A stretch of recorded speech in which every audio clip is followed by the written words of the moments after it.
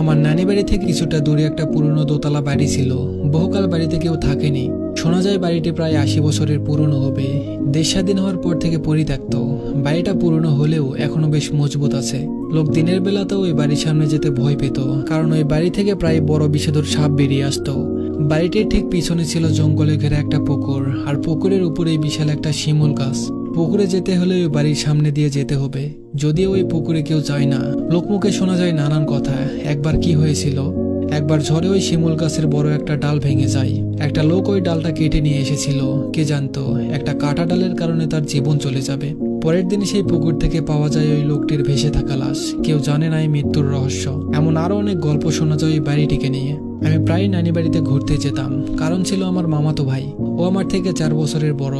তবুও দুইজন বন্ধুর মতো ছিলাম। দুইজন এক হলে ঘোরাফেরা, মারামারি, আড্ডায় মেতে থাকতাম। তেমনই একবার ঘুরতে গেলাম। সময়টা ছিল বৈশাখ মাস, ঝড় বাদলের দিন। আমি বিকেলে নানি বাড়িতে পৌঁছে গেলাম। সন্ধ্যা নাগাদ আকাশটা পরিষ্কারই ছিল। মামাতো ভাই সন্ধ্যায় বাজারে নিয়ে গেল আমাকে। ওর কি যেন একটা কাজ আছে, আর বাজারে যাওয়ার একটাই পথ ছিল, ওই পুরনো বাড়ির সামনে দিয়ে যেতে হবে। বাজারে যাওয়ার 30 মিনিটের মধ্যে আকাশ কালো হয়ে আসলো। আমরা ছাতা নিয়ে আসিনি। একটু পরেই জোরে বাতাস আর বৃষ্টি শুরু হলো। সে কি বৃষ্টি! আমরা দুই ভাই বৃষ্টি কমার অপেক্ষা করতে লাগলাম। রাত 9টা বেজে গেছে। বৃষ্টি একটু কমলো। ভাই বলল, বৃষ্টি একটু কমেছে, চল দুইজন জোরে হেঁটে বাড়ি চলে যাই। একটু ভিজে যাব অবশ্য, তবে এভাবে বসে থাকলে সারা রাত কাবার হয়ে যাবে। ছিটে ফোঁটা বৃষ্টি পড়ছে। আমরা দুজন জোরে জোরে হাঁটতে থাকলাম। পথিমধ্যে আবারও জোরে বৃষ্টি শুরু হলো। দুজন দিলাম জোরে দৌড়। একে তো অন্ধকার, তার উপর তুমুল বৃষ্টি। কাদায় পিছলে পড়ে গেলাম। ভাইকে চিৎকার করে ডাকলাম, কিন্তু এত বৃষ্টিতে সে হয়তো শুনতে পায়নি। এক নিমিষে যেন সবকিছু স্তব্ধ হয়ে গেল। দেখলাম একটা লোক আমার দিকে এগিয়ে আসতেছে। এগিয়ে এসে বলল, তুমি এই বৃষ্টির রাতে একা এখানে কেন? তুমি কি জানো না এখানে কি হয়? ভীতু স্বরে জিজ্ঞেস করলাম, আপনি কে? আমি বলাতেই লোকটা আমার দিকে তাকালো। যা দেখলাম তা বলার মতো না। মুখের দিকে তাকাতেই আমার আত্মারাম খাঁচা ছাড়া। মুখের মাংস কেউ যেন খাবলে নিয়েছে। হাড় দেখা যাচ্ছে। মুখে যতটুকু মাংস আছে তা পচে গলে গেছে। আরে এ তো মানুষ না। আমার দিকে তাকিয়ে দিল অট্ট হাসি। ভয়ে চিৎকার দিলাম, কিন্তু এ কি? গলা দিয়ে আওয়াজ বের হচ্ছে না। লোকটি আমার হাত ধরলো। আমার শরীর যেন তার বশে হয়ে গেল। আমি যেন আমার মধ্যে নেই। আমি ওই লোকটির সাথে হাঁটছি। আমার ইচ্ছার বিরুদ্ধে সবকিছু হচ্ছে। এত চিৎকার করার চেষ্টা করতেছি, কিন্তু গলা দিয়ে কোনো শব্দ বের হচ্ছে না। পাটা যেন থামছে না।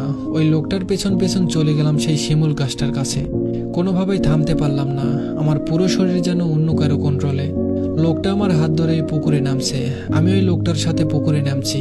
পাদুটাকে কিছুতেই আটকাতে পারতেছি না। আর না পারছে চিৎকার করতে। আমি অনেক কান্নাকাটি করছি, কিন্তু আওয়াজ যেন বের হচ্ছে না। লোকটা জোরে জোরে হাসছে, যেন আমি তার শিকার, আর শিকার ধরতে পেরে বেজায় খুশি সে।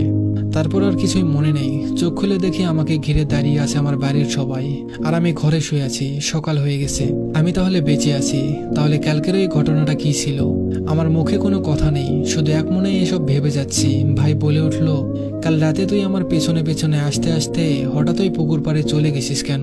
রাতে বাড়ি এসে যখন দেখলাম তুই নেই, তখন সবাই মিলে তোকে খুঁজতে এসে দেখি তুই পুকুর পাড়ে পড়ে আছিস।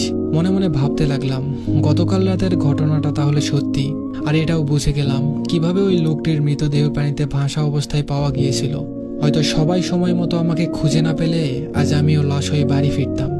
গল্পটা ভালো লাগলে অবশ্যই কমেন্ট করে জানাবেন। আর নতুন নতুন গল্প পেতে অবশ্যই চ্যানেলটা সাবস্ক্রাইব আর পেজটা ফলো করে দিবেন। ধন্যবাদ সবাইকে।